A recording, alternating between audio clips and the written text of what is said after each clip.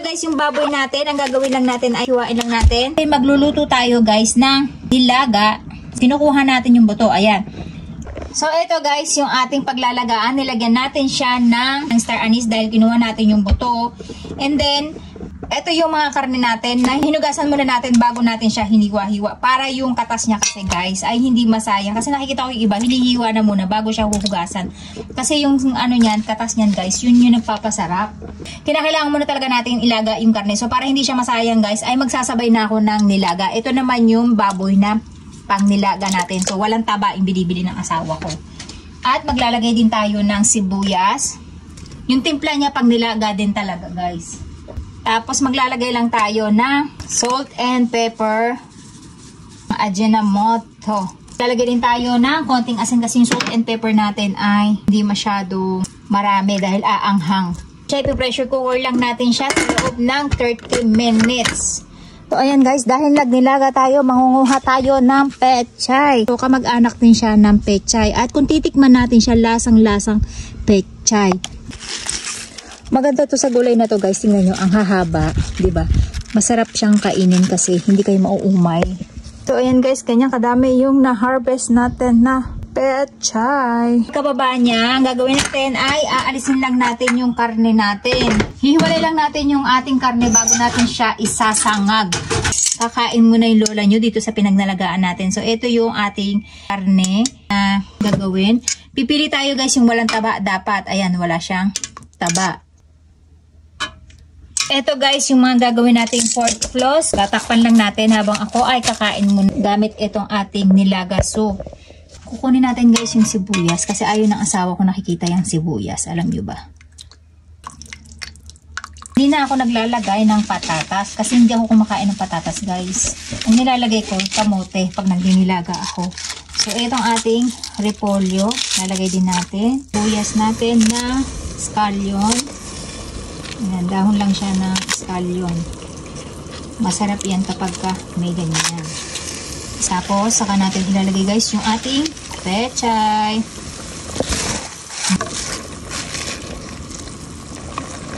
Ayan guys, itadakimasu. At ito na yung ating nilaga. Tadakimasu. Ang sarap ng pechay natin. Okay.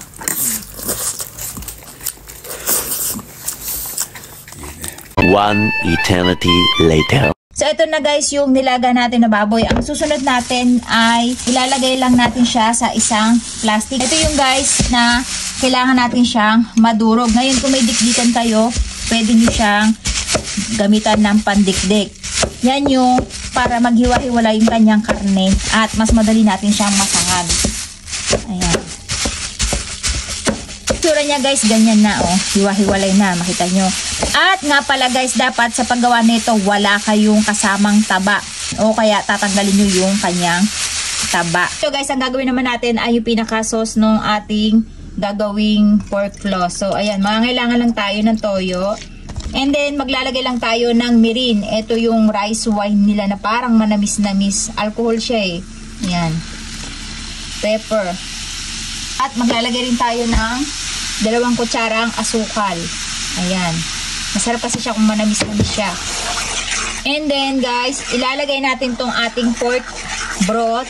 Ito yung pinaglagaan natin ng nilaga na sinala natin. Guys, kailangan ay wala siyang buo-buo na gulay o sibuyas. Sinala natin siya. So, ganyan ang kalalabasan niya guys, yung ating pinakasup. Tama lang yung alat niya guys. Napakasarap ng amoy nung ating star anise.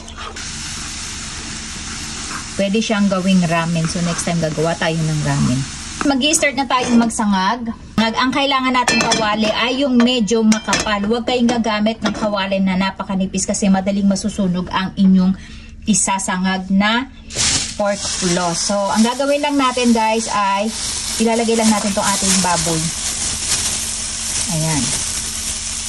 Ibubuhos lang natin itong ating ginawang sabaw kanina. Para ma-absorb niya guys yung lasa ng ating ginawang nina. Ayan, so sinabaw natin siya guys. At ang apoy nyo dito guys, mahina na mahina lang, hindi malakas ha. So ayan, kung makikita nyo, medyo buo-buo pa siya. Pero huwag kayong mag-alala kasi habang sinasangag natin yan, ito guys yung star anise na nadurog, hindi siya insekto ha. Baka may baka mayroong hindi makapanood ng una ay in-skip, akala may insekto. So, ang gagawin nyo lang, ayan, isasangag lang natin siya na dahan-dahan. Hindi pa natin binuhos lahat ng sitong ginawa natin. Kulang. So, ibuhos pa natin yung kailangan ma-absorb niya tong lasa ng ating syrup na ginawa. Buo-buo pa yung karne natin kanina kasi malamig. Dahil kinabukasan ko pa siya nagawa. Dahil umalis kami nila Papa. Kaya nakikita nyo, nag-i-start na siyang mag-separate kasi lumalambot na yung ating karne. Ang pinakamahirap na part dito guys, yan, yung unti-unti mo siyang sinasangag. Kasi mahina lang yung apoy, so matagal maluto. Yan. Kailangan ipa-absorb natin yung ginawa nating sabaw kanina. Napakabango guys nung star anise. Pag natikman nyo to guys, hindi nyo makakalimutan si Cherry Red. Wow! Ay hindi nakipaglaplapan. Kundi, tinuruan kayo paano maglaplapangan. At pag gagamit kayo guys ng kawali, dapat ang gagamitin yung kawali ay yung kawali na hindi siya naninikit. Kinakailangan lang natin guys ay unti-unti natin siyang i-dry. Makikita nyo guys, unti-unti na siya nadadry. At habang dinadry nyo siya, dapat ay napapaghiwa-hiwalay nyo siya.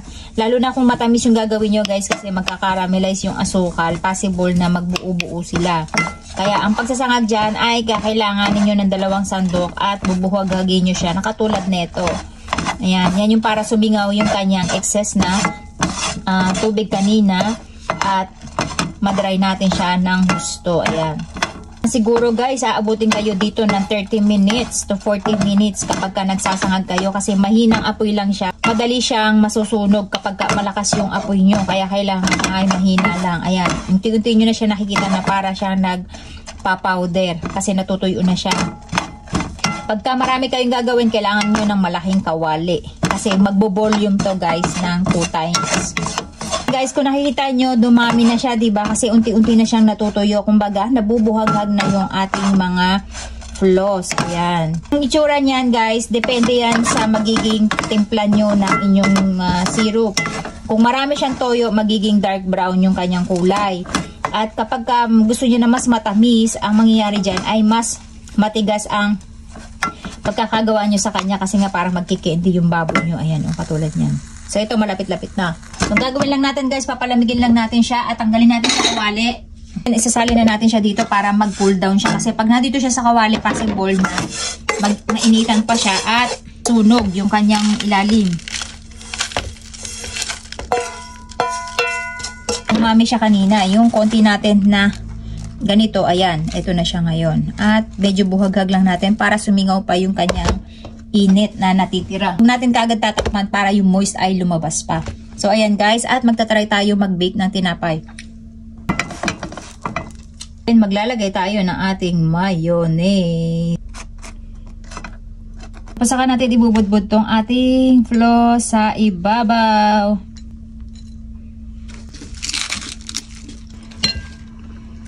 Guys, pwede rin siyang pan-topping sa inyong mga salad para hindi boring. So, ayan guys, yung ating breakfast kung saan ay napakakulay ng ating mga gulay with toppings ng ating pork floss. Fresh na fresh from garden. Ito na guys, yung ating breakfast. Napakaganda niyan tingnan, diba? Itadakimasu, titikman natin kung ano ang lasa ng ating ginawa na pork floss. Actually, natikman ko na to. Kaya lang, syempre, para maparating ko sa inyo kung ano ang lasa ng kinakain natin. Itadakimasu!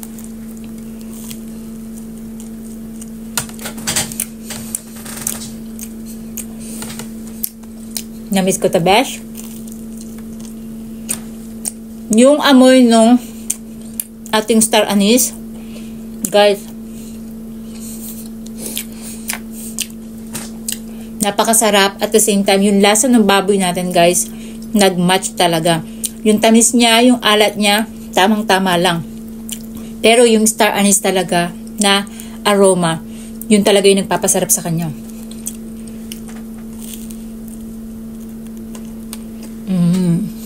Ang kwento talaga nito guys, nagpunta kami ng China ni Papa. Nag-travel kami for 1 month. Sa isang lugar, ang pinupuntahan namin, kailangan 2 araw lang kami. Makalipat kami ng susunod na lugar. Hindi ko matandaan kung sa Guangzhou siya, sa Xiamen siya, ay may nakainan kami ng donut shop na malapit sa hotel namin. Tapat lang siya actually. And then bumili kami ni Papa. Guys, napakasarap ng mga donut nila ron. As in, hindi ko makalimutan hanggang ngayon. Siguro kung mga 12 years na yun guys, na nakaraan. Pero hanggang ngayon, tignan nyo, hindi ko nakakalimutan yung pangalan ng shop nila. Lozy Donuts. Ang sasarap ng mga donuts nila doon. And then, isa to sa mga natikman ko. Kaya, ang ginawa namin ni Papa, dapat 2 days lang kami doon. Nagpa-extend kami ng 4 days to 5 days yata. Dahil lang hindi ko makalimutan yung donut nila. So, araw-araw gusto ko siyang kainin. Ganun talaga akong na-addict sa kanya. Kaya nung nagpunta kami ng Hong Kong ni Papa, tsaka nung nag-Taiwan ako kasama yung mga kaibigan ko, hinanap ko talaga to pampasalubong kasi the best. Makikita nyo siya sa mga airport guys. Minsan may nagbebenta doon ng mga pampasalubong. Pork floss. Napakasarap niya talaga. Alam ko may nagtitinda na rin nito sa Binondo. Kasi Chinese food talaga siya. Ang sarap niyang ipalaman. And then yung salad natin, tomato, garlic, ang flavor niya. Natutuwa na ito si Papa. Kasi may pan-toppings na siya sa kanyang mga salad. Araw-araw kasi kami nagsasalad guys. Kaya hindi kami pwedeng walang lettuce.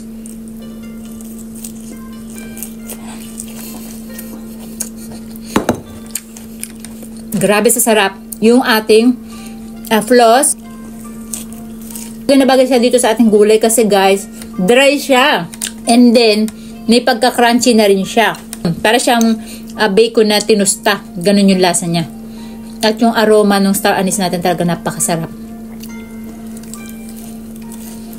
Sarap ng salad natin.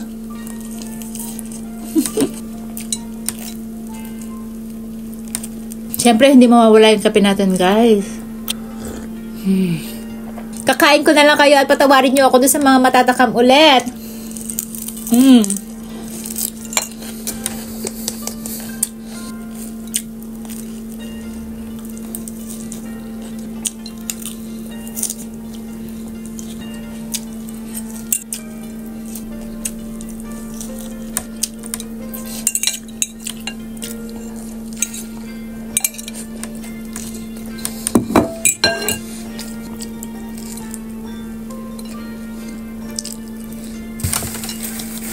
Hindi siya masyadong masarap guys. Obvious ba?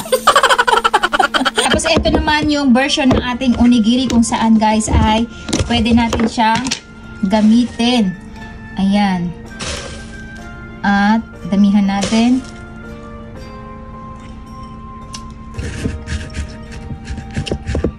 Add lang kayo ng konting asin. Ayan. So ito pwede na siyang pampaon ni Ate Ask. Ang gagawin lang natin ay imomold natin siya dito sa ating gawaan ng onigiri. Tapos tatakpan lang natin. At ang maganda dito sa molder natin guys, meron siyang bilog dito. Kaya yung part na yan ay pwede nyo pa siyang lagyan na. Ayan.